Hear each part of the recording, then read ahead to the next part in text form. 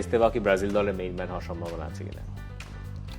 Very tough কিন্তু very easy, very tough and also very easy. না easy now is very easy, now is the time.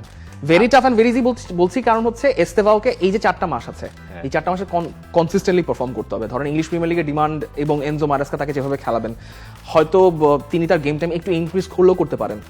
তারপর right সাইডে যদি Carlo Ancelotti মনে করেন হি needs একটু প্রমিনেন্স, কারণ কার্লোর তো অলরেডি এর আগেও তিনি সবসময় এক্সপিরিয়েন্সটাকে প্রাধান্য দিয়ে আসছেন। এইটা একটা one of the rare instances যে এস্তেভার মতো একজন প্লেয়ারকে তিনি রেগুলার খেলাচ্ছেন এবং সেটার ফলটাও পাচ্ছেন, এবং এস্তেভার আসলেই খেলা উচিত। কিন্তু এখন পুরোটাই ডিপেন্ড করতেছে আসলে কার্লো আনচেলত্তির টিমটা কিভাবে গুছাচ্ছেন। আমি জানি না নেইমার থাকবেন কিন্তু আমার মনে হচ্ছে নেইমার থাকবেন না।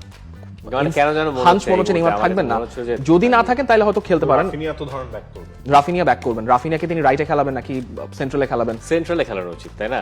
হিসাবে আপনি সেন্ট্রালে যদি খেলানো উচিত। রাফিনিয়াকে পেয়ে যান, নেইমারকে যদি না নেন, তাহলে রাফিনিয়াকে নেইমারের জায়গাটা দেওয়া উচিত আমার হিসাবে। ভিনিসিয়াস এক পাশে থাকলে এস্তেভাওকে আমি আরেক পাশে দেখি। এক্স্যাক্টলি।